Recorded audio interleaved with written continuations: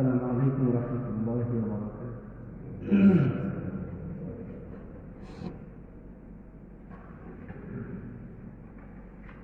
إن الحمد لله وكفى وسلام على عباده الذين اصطفى.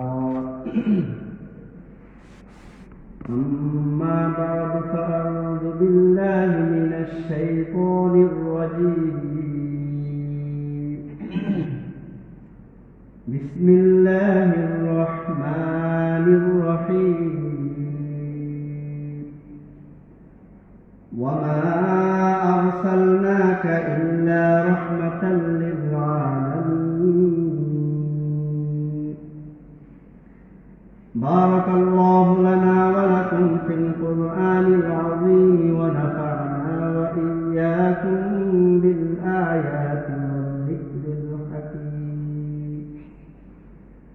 اللهم صل على محمد وعلى آل محمد كما صليت على إبراهيم وعلى آل إبراهيم إنك حميد مجيد. اللهم بارك على محمد وعلى آل محمد كما باركت على إبراهيم وعلى آل إبراهيم إنك حميد مجيد. أستغفر الله أستغفر الله أستغفر الله ربي من كل ذنب وأتوب إليه. لا حول ولا قوة إلا بالله العلي العظيم. মহান মনিব আল্লাহ সুবহানাহু ওয়া তাআলার অসংখ্য অগণিত শুকর ও সুজুদ। আল্লাহ রাব্বুল আলামিন আমাদেরকে অত্যন্ত দয়া করে মায়া করে অসংখ্য অগণিত মহল্লাবাসীদের মধ্য থেকে যাচাই আর বাছাই করে সপ্তাহ শ্রেষ্ঠ দিন গুনাহ মাফের দিন জুমার দিনে জুমার নামাজকে আদায় করার লক্ষ্যে আগে আল্লাহ রাব্বুল আলামিনের ঘরে এসে কিছু কথা বলা এবং শোনার সুযোগ করে দিয়েছেন। এই জন্য আমরা সকলেই দিল থেকে কালিমাতুর শুকরিয়া আদায় করি আলহামদুলিল্লাহ। সম্মানিত হাজিরিন, বর্তমান আরবি যেই চন্দ্র মাসটি চলমান এটি হচ্ছে সফর মাস, আর আজ সফর মাসের 27তম তারিখ। কাজেই সফর মাস প্রায় বিদায়ের পথে। এই সফর মাসের পরবর্তী যে মাসটি রয়েছে এই মাসটি হচ্ছে রবিউল আউয়াল মাস। এই রবিউল আউয়াল মাস এটা আমাদের মুসলিম সমাজের মুসলমানদের কাছে একটা আবেগের মাস। এর একটি কারণ রয়েছে, আর সেই কারণটি হচ্ছে এই রবিউল আউয়াল মাসে আমাদের নবী জনাব মুহাম্মদুর রাসূলুল্লাহ সাল্লাল্লাহু আলাইহি ওয়াসাল্লাম পৃথিবীর বুকে আগমন করেছিলেন। অর্থাৎ আমাদের নবী জনাব মুহাম্মদুর রাসূলুল্লাহ সাল্লাল্লাহু আলাইহি ওয়াসাল্লামের জন্মের মাস এই রবিউল আউয়াল মাস। কিন্তু প্রতি বছর এই রবিউল আউয়াল মাস আসলে আমাদের মুসলিম সমাজের প্রত্যেক মুসলমানের মধ্যে একটা বিষয় নিয়ে বিশৃঙ্খলা দেখা দেয়, আর সেটি হচ্ছে রাসূলের জন্ম তারিখ নিয়ে। কেউ বলেন রাসূলের জন্ম তারিখ 8 তারিখ, কেউ বলেন 9 তারিখ, কেউ বলেন 12 তারিখ। এই রাসূলের জন্ম তারিখ নিয়ে আমাদের মুসলিম সমাজে অধিকাংশ মুসলমানরা প্রায় বিশৃঙ্খলা করে থাকেন। এর সমাধান কি? এর সমাধান সহজেই বুঝার সুবিধার্থে আপনাদেরকে আমি শরীয়তের একটা মূলনীতি বলি, আমৃত্যু পর্যন্ত স্মরণ রাখার চেষ্টা করবেন। সেই মূলনীতিটা হচ্ছে আমাদের নবী জনাব মুহাম্মদুর রাসূলুল্লাহ সাল্লাল্লাহু আলাইহি ওয়াসাল্লামের জন্ম দুনিয়াতে হয়ে গেছে। আমাদের নবী সাল্লাল্লাহু আলাইহি ওয়াসাল্লামের জন্ম দুনিয়াতে হয়ে গেছে। লা শাক্কা ওয়ালা রাইবা, এতে কোনো সন্দেহ নাই, সন্দেহের অবকাশ নাই। যদি কেউ সন্দেহ করে তাহলে তার ঈমান নেই। তাহলে আমাদের নবীর ব্যাপারে যে আকীদা, আমাদের নবীর জন্ম হয়ে গেছে না হবে, হয়ে গেছে, এতে কোনো সন্দেহ নেই। আরেকটা মূলনীতি স্মরণ রাখবেন জন্ম তারিখ জানার মধ্যে কোনো ফায়দা নেই। নবীর জন্ম কত তারিখে হয়েছে এটা যদি কোনো মুসলমান না জানে, আল্লাহর কাছে সেই জবাবদিহিতা হতে হবে না। জবাবদিহিতা হতে হবে তাকে যদি এই আকীদা লালন করে যে রাসূলের জন্ম হয় নাই। যেমন হিন্দু ধর্ম অবলম্বীরা এই আকীদা বিশ্বাস করে মুহাম্মদ নামক ব্যক্তির জন্ম এখনো হয় নাই। হিন্দু ধর্মাবলম্বীদের আকীদা বিশ্বাস মুহাম্মদ নামক মহামানবের জন্ম এখনো হয় নাই, এজন্য তারা এখনো ইসলাম কবুল করে না। আর আমাদের ইসলাম ধর্মের আকীদা আমাদের নবীর জন্ম হয়ে গেছে। নবীর জন্ম কত তারিখে এটা যদি কোনো মানুষ না জানে, এটার জন্য সে কি হবে না, গুনাহগার হবে না, আল্লাহর কাছে জবাবদিহিতা হতে হবে না। কিন্তু হ্যাঁ, তাকে জবাবদিহিতা হতে হবে ওই বিষয় সম্পর্কে আল্লাহ তার রাসূলকে দুনিয়াতে যে উদ্দেশ্যে প্রেরণ করেছেন সেই উদ্দেশ্যটা যদি কোনো মুসলমান না জেনে থাকে। রাসূল কত তারিখে জন্ম নিয়েছে এটা মুসলমানদের জন্য জানা ফরজ নয়। মুসলমানদের জন্য জানা ফরজ আল্লাহ তার হাবিব জনাবে মুহাম্মদুর রাসূলুল্লাহ সাল্লাল্লাহু আলাইহি সাল্লামকে দুনিয়াতে কেন পাঠিয়েছেন। আমার এই ছোট্ট কথাটা বুঝে থাকলে একটু দয়া করে বলুন তো, মুসলমানদের জন্য জানা কোনটা ফরজ, রাসূলের জন্ম তারিখ না রাসূলকে কেন দুনিয়াতে পাঠানো হয়েছে সেটা? কেন দুনিয়াতে পাঠানো হয়েছে? রাসূলের জন্ম তারিখ জানা উম্মতের জন্য ফরজ নয়, উম্মতের জন্য ফরজ। উম্মতের জন্য আল্লাহ তার হাবিব জনাবে মুহাম্মদ রাসূলুল্লাহ সাল্লাল্লাহু আলাইহি সাল্লামকে কেন দুনিয়াতে পাঠিয়েছেন। এখন আমাদের জানার বিষয়, আল্লাহ রাব্বুল আলামিন তিনি তার হাবিব জনাবে মুহাম্মদ রাসূলুল্লাহ সাল্লাল্লাহু আলাইহি সাল্লামকে দুনিয়াতে কেন পাঠিয়েছেন। আল্লাহ রাব্বুল আলামিন তিনি তার হাবিব জনাবে মুহাম্মদ রাসূলুল্লাহ সাল্লাল্লাহু আলাইহি সাল্লামকে দুনিয়াতে কেন পাঠিয়েছেন, আল্লাহ রাব্বুল আলামিন পবিত্র কোরআনের বিভিন্ন সূরার বিভিন্ন আয়াতের মধ্যে তা সুস্পষ্ট জানিয়ে দিয়েছেন। যতগুলি কারণে আল্লাহ তিনি তার হাবিব আমাদের নবী জনাবে মুহাম্মদুর রাসূলুল্লাহ সাল্লাল্লাহু আলাইহি সাল্লামকে দুনিয়াতে প্রেরণ করেছেন, তার মধ্যে যতগুলি কারণ রয়েছে তার মধ্যে প্রথম কারণ আল্লাহ রাব্বুল আলামিন সূরা ফাত, এই সূরা ফাতের 26তম পারার সূরা সূরা ফাতের 28 নং আয়াতে সুস্পষ্ট জানিয়ে দিয়েছেন তিনি তার হাবিব জনাবে মুহাম্মদুর রাসূলুল্লাহ সাল্লাল্লাহু আলাইহি সাল্লামকে দুনিয়াতে কেন প্রেরণ করেছেন। আল্লাহ তিনি তার হাবিব জনাবে মুহাম্মদুর রাসূলুল্লাহ সাল্লাল্লাহু আলাইহি সাল্লামকে দুনিয়াতে কেন প্রেরণ করেছেন, সবগুলি কারণ আল্লাহ কোরআনের বিভিন্ন সূরার আয়াতে সুস্পষ্ট জানিয়ে দিয়েছেন। তার মধ্যে প্রথম কারণটি আল্লাহ কোন সূরার কত নম্বর আয়াতে জানিয়ে দিয়েছেন?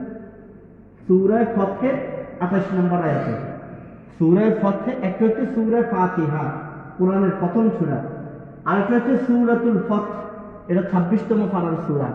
এই সূরা ফাতের 28 নং আয়াতে আল্লাহ জানিয়ে দিয়েছেন তিনি তার হাবিবকে যতগুলি কারণে দুনিয়াতে প্রেরণ করেছেন তার প্রথম কারণ কি হয়েছে সেই আয়াতে আল্লাহ রাব্বুল আলামিন বলেন, হুয়াল্লাযী আরসালা রাসূলাহু বিল হুদা ওয়া দীনিল হক লিইয়ুযহিরাহু আলাদ দীনি কুল্লিহি ওয়ালাউ কারিহাল মুশরিকুন। হুয়াল্লাযী আরসালা রাসূলা, তিনি সেই আল্লাহ যিনি তার রাসূল জনাবে মুহাম্মদুর রাসূলুল্লাহ সাল্লাল্লাহু আলাইহি ওয়াসাল্লামকে বিল হুদা হেদায়েত দিয়ে দুনিয়াতে প্রেরণ করেছেন, ওয়া দীনিল হক সত্য ধর্ম ইসলাম দিয়ে প্রেরণ করেছেন, লিইয়ুযহিরাহু আলাদ দীনি কুল্লিহি আল্লাহর প্রেরিত এই মুহাম্মদ নামক রাসূল তিনি তার পছন্দনীয় একমাত্র দ্বীনে হক ইসলাম ধর্মকে দুনিয়ার সমস্ত ধর্মের উপর বিজয় করবেন। আল্লাহ তিনি তার রাসূলকে যতগুলি কারণে দুনিয়াতে পাঠিয়েছেন তার মধ্যে রাসূলের প্রথম কাজ ছিল রাসূল দুনিয়াতে যত ধর্ম আছে সমস্ত ধর্মের উপরে ইসলামকে বিজয় করাবেন। তাহলে সমস্ত ধর্মের উপর ইসলামকে বিজয় করানো রাসূলের কত নম্বর কাজ? প্রথম নম্বর কাজ। তাহলে আল্লাহ রাসূলকে দুনিয়াতে যতগুলি কারণে প্রেরণ করেছেন তার মধ্যে প্রথম কারণটা কি? রাসূল দুনিয়ার সমস্ত ধর্মের উপর ইসলামকে কি করবেন? বিজয় করবেন। এখন জানার বিষয়, রাসূল যে দুনিয়াতে এসেছেন ইসলাম ধর্মকে সমস্ত ধর্মের উপর বিজয় করার জন্য, রাসূল কি সেটা করতে পেরেছেন? এই প্রশ্নের উত্তর হলো হ্যাঁ, পেরেছেন। রাসূল দুনিয়ার সমস্ত ধর্মের উপর ইসলাম ধর্মকে বিজয় করে গেছেন। প্রথম দায়িত্বটা তিনি পরিপূর্ণ আদায় করে গেছেন। এখন জানার বিষয়, কিভাবে তিনি করেছেন সমস্ত ধর্মের উপর ইসলামকে বিজয়। তিনি সমস্ত ধর্মের উপর ইসলামকে কিভাবে বিজয় করেছেন, এই প্রশ্নের জবাবে মুফাসসিরিন কিরাম তাফসীরের কিতাবে লেখেন, রাসূল করিম সাল্লাল্লাহু আলাইহি ওয়াসাল্লাম তিনি যখন নবুয়ত প্রাপ্ত হয়েছিলেন 40 বছর বয়সে। 40 বছর বয়স আগ পর্যন্ত, বালেগ হওয়ার পর থেকে নিয়ে 40 বছর পর্যন্ত রাসূলুল্লাহ সাল্লাল্লাহু আলাইহি ওয়াসাল্লাম তিনি মক্কাবাসীদের কাছে ছিলেন আল আমিন, পৃথিবীর শ্রেষ্ঠ বিশ্বস্ত ব্যক্তি নামে। পৃথিবীর শ্রেষ্ঠ বিশ্বস্ত ব্যক্তি নামে রাসূলুল্লাহ সাল্লাল্লাহু আলাইহি ওয়াসাল্লাম ছিলেন মক্কা নগরীতে পরিচিত ব্যক্তি। 40 বছর বয়সে আল্লাহ যখন ওনার কাছে ওহী নাযিল করেছিল, আল্লাহর নাযিলকৃত ওহী তিনি যখন মক্কাবাসীদের কাছে গোপনে প্রচার করতে লাগলেন, মক্কার কাফের সম্প্রদায়েরা এটা যখন শুনতে পেরে তারা রাসূলুল্লাহ সাল্লাল্লাহু আলাইহি সাল্লামের বিরুদ্ধে এমন কোনো অপবাদ নাই যে অপবাদ তারা দেয়নি। কি অপবাদ দিল? যে মুহাম্মদ সে এতিম, তার মা নাই, তার বাবা নাই, তার ধন নাই, সম্পদ নাই, এমন একটা পিতামাতাহীন সম্পদহীন ব্যক্তিকে বুঝি আল্লাহর নবী হিসেবে দুনিয়াতে প্রেরণ করবে। এই অপবাদ যখন তারা মক্কার অলিতে গলিতে দেওয়া শুরু করলো, এটা তাদের বেশি দিন লাস্টিং করে নাই। মানুষের কাছে এটা বেশি কি করতে পারে, প্রসিদ্ধতা করতে পারে নাই তারা। মক্কার কাফের সম্প্রদায় দেখলো যে এইভাবে তো কি করা যাচ্ছে না, মুহাম্মদকে দামানো যাচ্ছে না। তখন তারা প্রতিবাদের সুরটা একটু ভিন্ন রূপ ধারণ করলো। যে ভিন্ন রূপ ধারণ করলো সেটা হচ্ছে, তারা মক্কার অলিতে গলিতে মানুষদের কাছে প্রচার করতে লাগলো এবং সমাবেশ ডেকে মানুষদেরকে জানাতে লাগলো, হে মক্কাবাসীরা, মুহাম্মদ একজন জাদুকর। মুহাম্মদ একজন জাদুকর। সে তার জাদুকরী কণ্ঠে, তার জাদুকরী কথাবার্তায় সারা রাত জেগে জেগে সে ছন্দ আকারে এই কবিতাগুলি বানায়, আর দিনের বেলায় মানুষগুলিকে নিজের দিকে আকৃষ্ট করার জন্য আল্লাহর নাজিলকৃত কোরআনের আয়াত তথা ওহী বলে চালায়। এই অপবাদ যখন পুরো মক্কা নগরীতে 6 লাখ, রাসূলুল্লাহ সাল্লাল্লাহু আলাইহি সাল্লাম বিষয়টা যখন জানতে পারলো, রাসূল সাল্লাল্লাহু আলাইহি সাল্লাম বড়ই হতাশ। কারণ মানুষের কাছে ইসলামের বিষয়টা এতটা ভালো লেগেছে, মোটামুটি সকলে গ্রহণ করছে, কিন্তু মক্কার কাফের সম্প্রদায়রা যে অপবাদটা দিতে লাগলো যে মুহাম্মদ সারা রাত জেগে এগুলিকে ছন্দ কবিতা, কোরআন শরীফ একটা কবিতার মতো না, এক একটা আয়াতের পরে এক একটা আয়াত যেভাবে মিল, কবিতার মতো, ছন্দের মতো। এখন মক্কার কাফের সম্প্রদায়েরা লোক সমাজে প্রচার করতে লাগলো যে ছন্দ আকারে মুহাম্মদ সারা রাত জেগে এগুলি ছন্দ আকারে, কবিতা আকারে বানায়, আর দিনের বেলায় তার জাদুকরী কণ্ঠে মানুষদেরকে নিজের দিকে আকৃষ্ট করার জন্য আল্লাহর নাজিলকৃত কোরআনের আয়াত তথা ওহী বলে চালায়। যেই মাত্র মানুষ ইসলামের দিকে ধাবিত হচ্ছে, ঠিক এই সময় তাদের এই অপবাদ। রাসূলুল্লাহ সাল্লাল্লাহু আলাইহি সাল্লাম দারুণভাবে তিনি চিন্তিত হয়ে পড়লেন, হতাশাগ্রস্ত হয়ে গেলেন, অন্তর অত্যন্ত সংকীর্ণ হয়ে গেল। এখন কি করা? রাসূল প্রায় একাকিত্ব জীবন যাপন করতেছে, পাশে যেন কাউকে পাচ্ছে না। এই অপবাদটা মানুষ খুব গ্রহণ করে নিছে। কিন্তু আল্লাহর হাবিব এই হতাশাগ্রস্ত, আল্লাহর কাছে কি এটা ভালো লাগে না? আল্লাহ রাব্বুল আলামিন যখন দেখলেন যে তার হাবিব অত্যন্ত হতাশাগ্রস্ত, সংকীর্ণ মন হয়ে যাচ্ছে, আল্লাহ রাব্বুল আলামিন সাথে সাথে সূরা বাকারার 23 নং আয়াতটা নাযিল করে দিলেন। আল্লাহ রাব্বুল আলামিন সূরা বাকারার 23 নং আয়াতে বলেন, وَإِن كُنتُمْ فِي رَيْبٍ مِّمَّا نَزَّلْنَا عَلَى عَبْدِنَا فَأْتُوا بِسُورَةٍ مِّن مِّثْلِهِ وَادْعُوا شُهَدَاءَكُم مِّن دُونِ اللَّهِ إِن كُنتُمْ صَادِقِينَ। হে আমার হাবিব, যে সমস্ত কাফের সম্প্রদায় আপনার প্রফুল্ল মনটাকে সংকীর্ণ করে দিল, আমার নাজিলকৃত কোরআনের আয়াতকে তারা বলছে আপনার বানানো আয়াত। কাজে আপনি সংকীর্ণ মনের পরিচয় না দিয়ে সিনাটাকে টান করে ওই কাফের সম্প্রদায়ের কাছে যান, আর আমি আল্লাহর দেওয়া এই চ্যালেঞ্জটা তাদেরকে ছুড়ে দিন। তাদেরকে বলে দিন, তোমরা যদি মনে করো এটা আমার বানানো ছন্দ কবিতা, তো আল্লাহ বলে দিয়েছেন আল্লাহর চ্যালেঞ্জটা গ্রহণ করার জন্য আমি যেমন মানুষ তোমরাও তো মানুষ। যেই কাজ আমি মুহাম্মদ পারবো সেই কাজ তোমরাও তো পারবে। তো আমি যদি কোরআনের আয়াতগুলিকে যদি আমি বানাতে পারি তাহলে তোমরাও তো পারবে। আল্লাহ জানিয়ে দিয়েছে আল্লাহর কালাম যদি এটা আমার বানানো হয় তো আল্লাহর এই চ্যালেঞ্জটা তোমরা গ্রহণ করো। আল্লাহর কোরআনের সবচাইতে ছোট যে সূরা, ওই সূরার মতো একটা সূরা তোমরা বানিয়ে দেখাও, তোমাদের পৃথিবী বিখ্যাত যত পণ্ডিত মহাপণ্ডিত আছে সকলকে একত্রিত করে। রাসূলুল্লাহ সাল্লাল্লাহু আলাইহি সাল্লাম যখন এই সূরা বাকারার 23 নং আয়াতটা পাইল, আর যখন এই চ্যালেঞ্জটা তাদেরকে ছুড়ে দিল, রাসূলুল্লাহ সাল্লাল্লাহু আলাইহি সাল্লামের মনটা এখন বিশাল হয়ে গেছে। এতক্ষণ পর্যন্ত মনটা ছিল খুব সংকীর্ণ, কি জবাব দিব, কি বলবো, কিছুই তো করতে পারছি না, কিছুই তো বুঝতে পারছি না। যখন আল্লাহ আয়াত নাযিল করে চ্যালেঞ্জটা ছুড়ে দিল, এবার রাসূলের ছোট্ট মনটা বিশাল হয়ে গেল।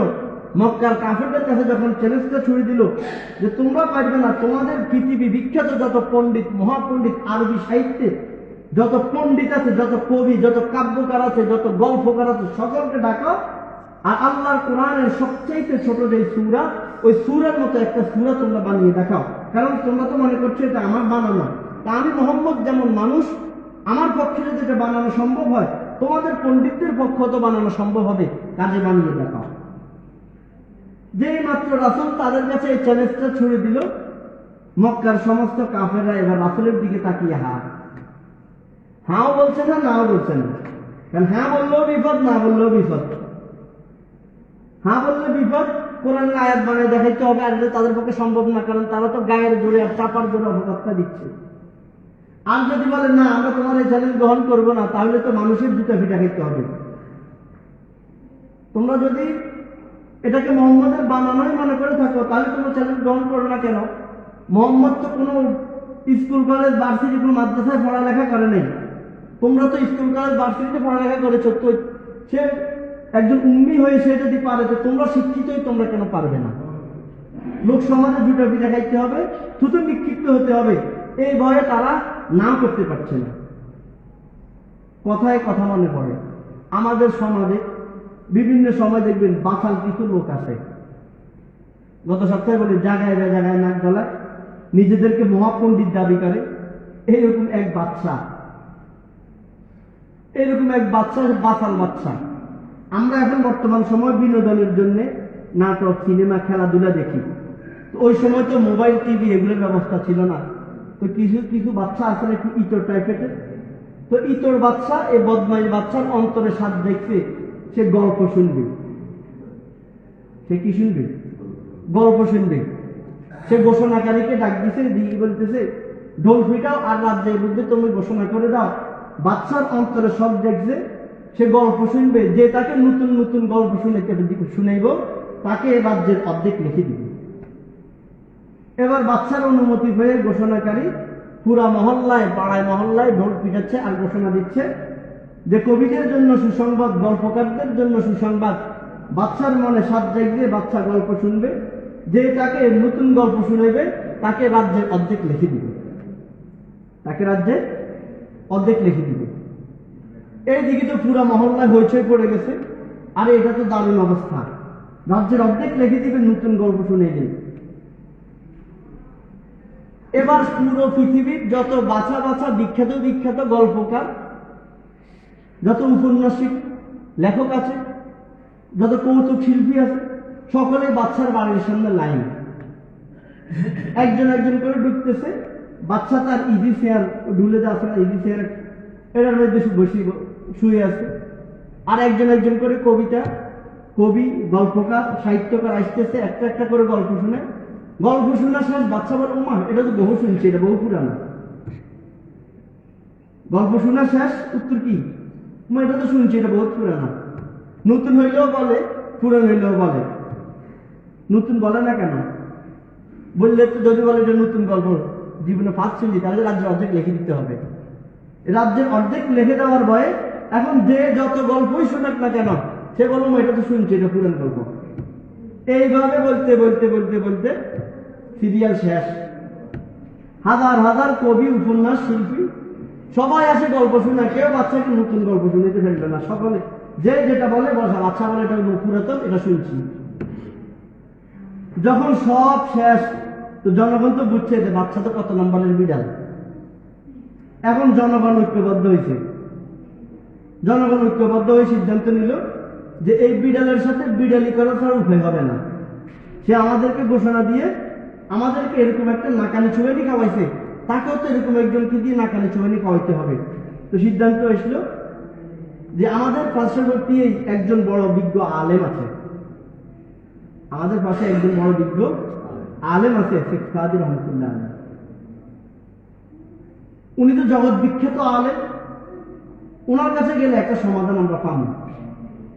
তো রাজ্যের সকলে গেছে হুজুরের কাছে, গিয়ে বলতেছে হুজুর বাচ্চা আমাদের সাথে এই বিড়ালি শুরু করেছে। এত হাজার হাজার নাট্যকার, গল্পকার এত গল্প শুনাইলো, সে এটার মধ্যে বলে একটা নতুন গল্প পায় না, সব বেলে সে শুনছে। এখন হুজুর আমরা তো বুঝছি সে আমাদের সাথে বিড়ালি ফিরতেছে, রাজ্যের অর্ধেক লেগে দেওয়ার ভয়ে। এখন আপনি বাচ্চার একটা বিহিত করেন। শেখ সাদি রহমতুল্লাহ বলে দেখো, আমার এই রাজা বাচ্চার কাছে যাইতে আমার ভালো লাগে না, এরা সিকিম বাচ্চা, এরা মুখে একটা বলে অন্তরে আর একটা রাখে। না হুজুর আপনি তার একটা বিহিত করতেই হবে। প্রথমে শেখ সাদি রহমতুল্লাহ এটা কি করলেন, ডিলে করলেন।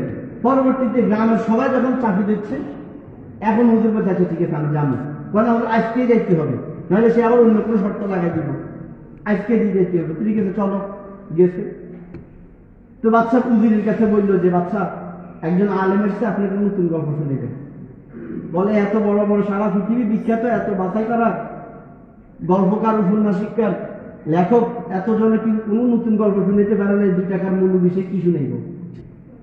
2 টাকার মূল্যবি সে আর কি গল্প শুনে? বাচ্চা যেহেতু আসছে ঠিক আছে নিয়ে আসো, তাই কি গল্প শুনেছে?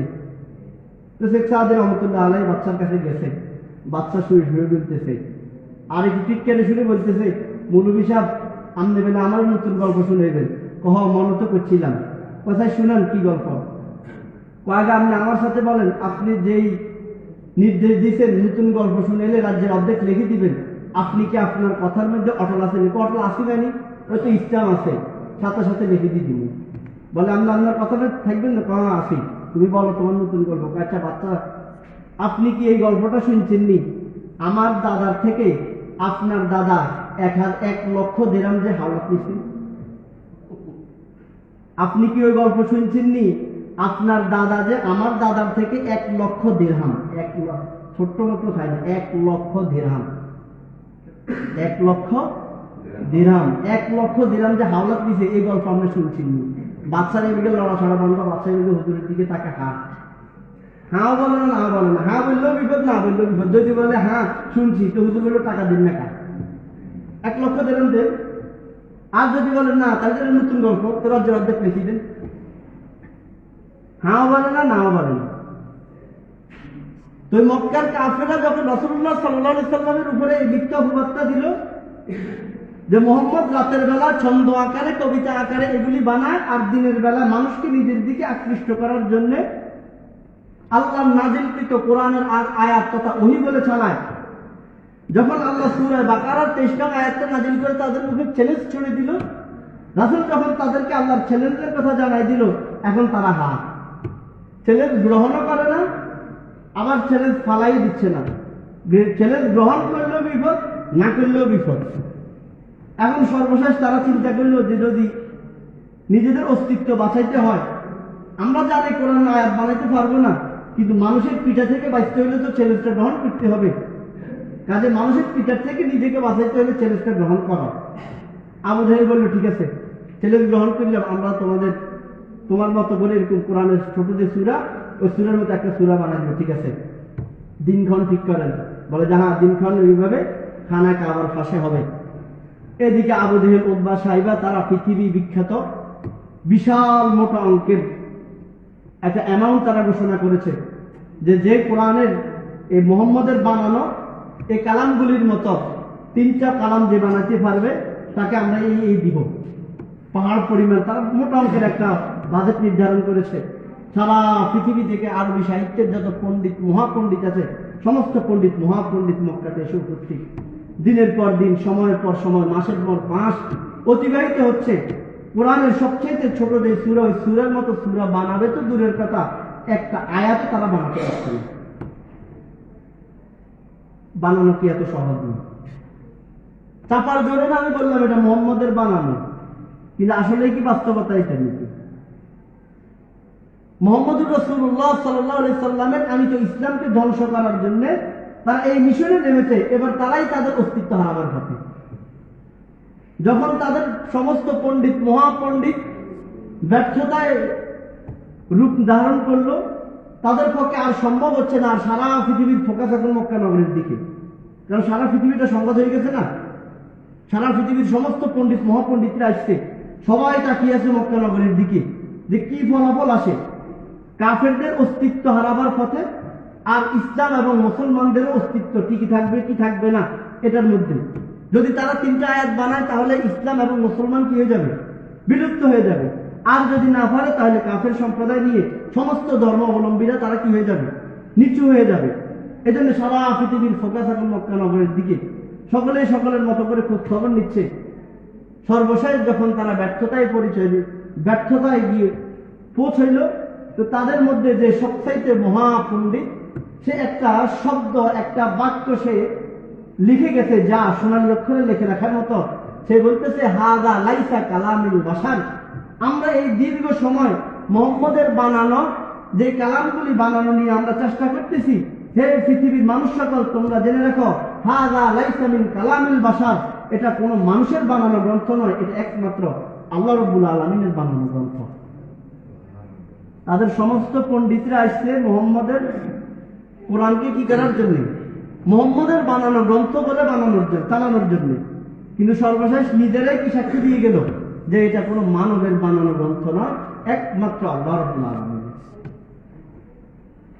আল্লাহ রাব্বুল আলামিন পৃথিবীতে জনাব মুহাম্মদুর রাসূলুল্লাহ সাল্লাল্লাহু আলাইহি সাল্লামকে যতগুলি কারণে দুনিয়াতে প্রেরণ করেছেন, তার মধ্যে প্রথম নাম্বার কারণ হচ্ছে রাসূল করিম সাল্লাল্লাহু আলাইহি সাল্লাম সমস্ত ধর্মের উপর ইসলাম ধর্মকে বিজয় করবেন। আর এই ইসলাম ধর্মের সমস্ত ধর্মের উপর ইসলাম ধর্মকে বিজয় করেছেন এই সূরা বাকারার 23 নম্বর আয়াত দিয়ে। ইনশাআল্লাহ আরো যে কারণগুলিতে রাসূল করিম সাল্লাল্লাহু আলাইহি সাল্লামকে দুনিয়াতে প্রেরণ করা হয়েছে ধারাবাহিক পর্যায়ক্রমে আলোচনা করব আমরা। ওয়াখির দাওয়ানা আলহামদুলিল্লাহি রাব্বিল আলামিন। যারা পরে আসছেন আপনারা জুমা আদায় করেন। সম্মানিত হাজিরিন, একটু অল্প সময় আমাদের কাজী তাজুল ইসলাম কাকা, উনি ওনার আত্মীয় স্বজন, মৃত জীবিত বাবা মা